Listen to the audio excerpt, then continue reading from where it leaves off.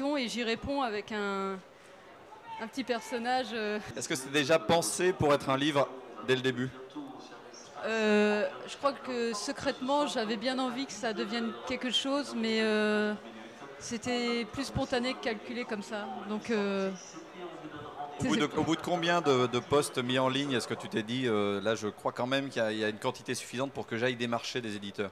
ah non, mais c'est même pas un nombre de postes, c'est au bout d'un an ou deux, en fait. D'accord, plus en durée. Ou quand j'ai vu que ça marchait bien, plutôt. Je suis gentille avec les éditeurs, je regarde d'abord si ça marche. Je vais pas leur proposer un truc pourri. Tu veux dire par là qu'il n'y a plus la même prise de risque de la part des éditeurs qu'à une époque? Est-ce qu'ils sont dans la salle ou pas? Non, on va parler un petit peu. À un moment donné, j'évoquerai personnellement, parce que c'est un sujet qui m'intéresse, cette notion de décalage des auteurs qui vont vers des blogs et les éditeurs qui vont chercher des auteurs sur les blogs. Ça me paraît intéressant. Mais quoi qu'il en soit, donc toi, au départ, tu avais déjà été édité et tu as été publié. Oui, j'ai fait des livres, mais surtout en jeunesse, en fait. Alors, est-ce que tu peux peut-être en parler un tout petit peu quand même? J'avais fait pour Bayard La vie des très bêtes, qui a été mis en livre chez Bayard. D'accord. Ça parlait de quoi, à peu près? C'était aussi un peu scientifique. C'était des petites fiches animalières un peu rigolotes pour les enfants, un peu déconnantes, mais sages. C'est-à-dire que je savais me cadrer parce que c'était pour les enfants. Pareil, Panique organique, c'était... Chez Sarbacane? Chez Sarbacane. Une aventure aussi qui se passe dans le corps humain, un peu l'aventure intérieure. Mais ça commençait déjà à être un peu plus trash quand même, Panique organique. Un peu plus trash parce que ça parle de l'adolescence. C'était plus pour les enfants et je pense que j'osais pas trop faire de l'adulte. Alors que c'est ça que tu avais envie de faire au départ. Eh ben, je pense que je me défoulais plus en adulte sur le blog. J'avais moins de censure.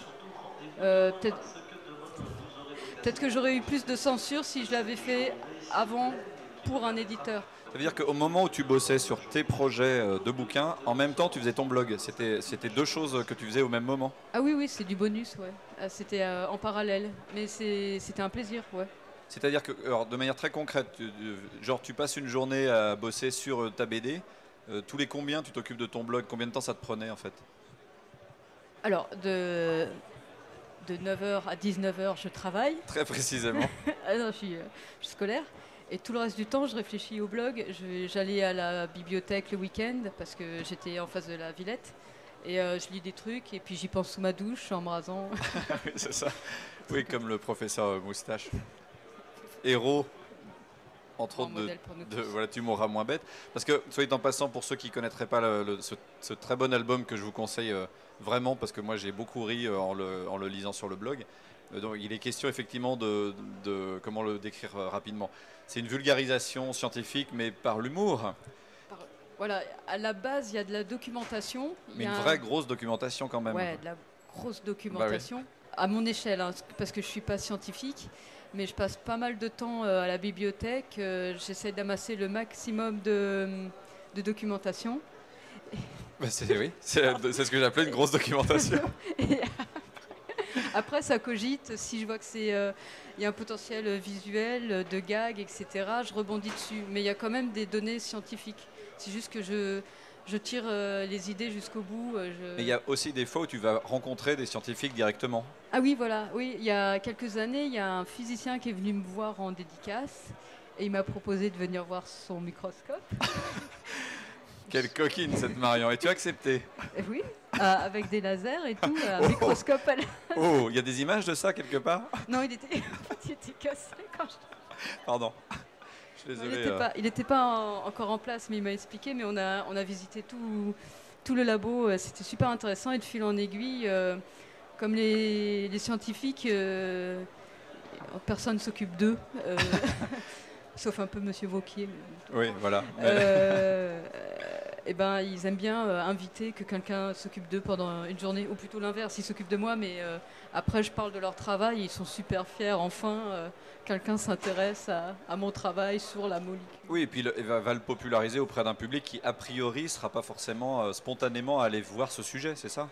Oui, et puis c'est vrai que des fois, quand je passe une journée avec eux, j'ai très très mal à la tête, c'est-à-dire que c'est des gens, ils savent pas, enfin il y a peut-être des scientifiques, ils ont du mal à, comme c'est des spécialistes de leur profession, de leur domaine, ils ont des termes toujours très techniques et ils ont du mal à s'en détacher. Donc j'essaye de simplifier ça parce qu'en fait c'est très intéressant quand on passe cette étape. Mais ça veut dire que ça, par exemple, ça te prend concrètement quand même pas mal de temps. Je veux dire, d'aller voir un scientifique dans son laboratoire, discuter avec lui, ensuite de vulgariser ça, de le synthétiser. Je passe au moins une journée quand c'est. Des fois, c'est à GIF sur Josette, donc je dois y aller. Quel courage! Ah oui, faut y aller toute une journée, on mange ensemble, on se mange une pizza doudou. Ah ouais, c'est ça, la fameuse pizza doudou, c'était là-bas donc. Voilà.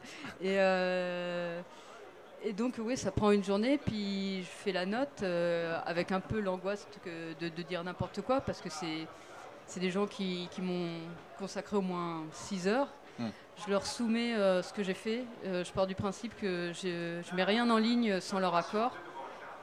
Et après, ils me donnent leur accord ou pas, ils me donnent des corrections. Je te remercie pour ces réponses, Marion. Merci pour ces questions. Merci à vous. Désolé pour le son.